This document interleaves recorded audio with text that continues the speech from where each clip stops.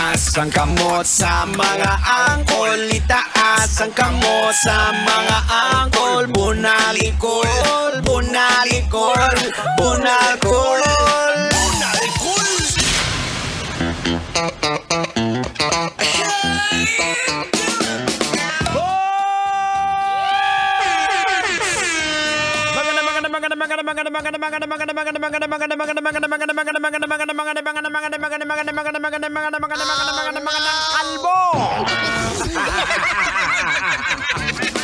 Oras natin sa buong Kapuluan, girap ng 30 minutes makalipas sa oras ng alas 6 ng gabi. Siyempre mga kabisyo, kayo po ay nakatutok pa rin dito sa 90.7 Love Radio. We are Metro's #1. Basic yan, pagdating sa tugtugan, rock-rockan, folk rock and country music. Dito lamang po yan sa programang EDSA. Siyempre pinangungunahan po yan ng napakatalino sa lahat. Ala na pong iba pa. Henyo! Tender, pero Diyose pa rin kag nagarago mo. At siyempre, hindi rin pakuhuli mga kabisyo. Inyo pong abang lingkod, Diego Bandido. Pag may buhok, kailangan pa bang i-memorize yan? Basic! Hindi ako yan! Siyempre si Duday, lumabas, pinalabas muna namin. O baro mga kabisyo, maraming salamat sa mga nakatutok po sa atin dyan. Maraming salamat, Angkol. Dahil buhay na naman ang iyong diwa. Dahil nakatutok ka dito siyempre sa 90.7 Love Radio. O, diba? Kailangan ba bang i-memorize yan? Basic. O nga pala, batiin muna natin. Nakatutok sa atin. Big shoutout sa MJ Android Head Unit na nakatutok sa atin dito sa programang EDSA. Maraming salamat. Apakaangas, apakalumpit niyan si Boss Anthony Caruso. Ayan again, shoutout sa MJ Android Head Unit. Mabuhay po kayong lahat dyan na nakatutok sa atin ngayon. Eto na, hindi na natin patatagalin to. Pag-uusapan na natin to. Influencer na si Finest China. Nagpapanggap lang daw umano na namimigay ng pera, hindi naman daw totoo. Oh no! Aba, logican na natin to, Tang. Logican na natin. Ay sige, wag mo nang patagalin. Logican mo na yan. Logican na yan. Logican na yan. Alright mga kabisyo, logican na yan. Anong leksyon ang ating mapupulot? Anong aral ang ating madudukot? Boards! Basic! Karamihan sa mga influencer naman ngayon, hindi mo na alam, sa totoo lang hindi mo na alam kung sino ang nagsasabi ng totoo. Kasi marami talaga ang mga nagpapanggap na lang ng mga sasabihin nila. I would say almost 90% scripted na yung mga content nila. Oh no! Diba? Hindi ka na makapaniwala eh.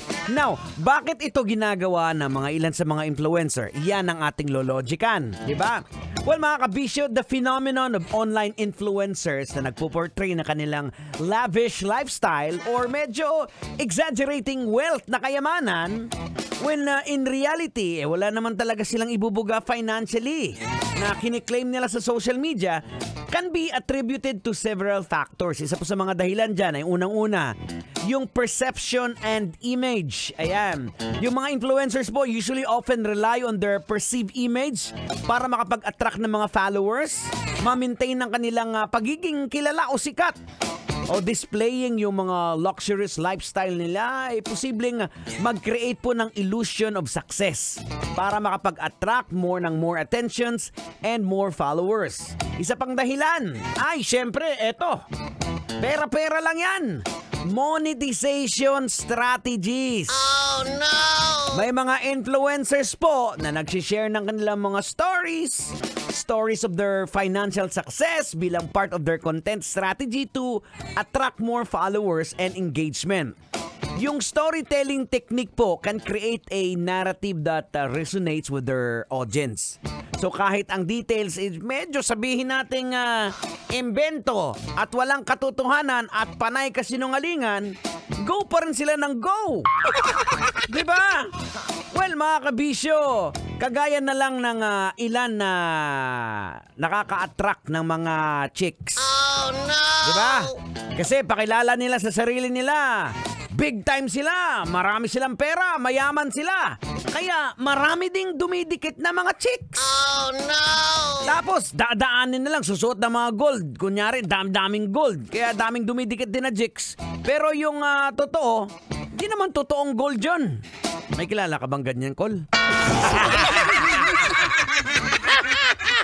Di ba totoo? Maraming gumaganyan. Papakilala, big time. Pero yung totoo pala, hindi naman. O para lang makadawit ng chicks. Maluoy ka.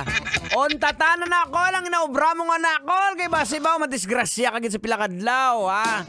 Mamirisi, ginasiyo. Okay. Maraming salamat sa mga kabisyo pa natin nakakatutok sa atin, ha? Alright mga kabisyo, ang oras pa natin sa buong kapulaan. We got exactly 35 minutes after 6 o'clock in the evening. Kasama pa rin po inyo abang lingkod, Tanghenyo, Duday, and Jergo Bandido. Dito sa pinakamalupit, pinakamaangas na programa. Right here in 90.7 Love Radio. Here's a song coming from Shakul with Lakas Tama! Rock and roll na! Lakasan ng volume! Eto na! Rock-rocka na! Rawr! Kailangan mo bang i-memorize yan? Basic! Kailangan pa bang i-memorize yan? Love Radio. Basic!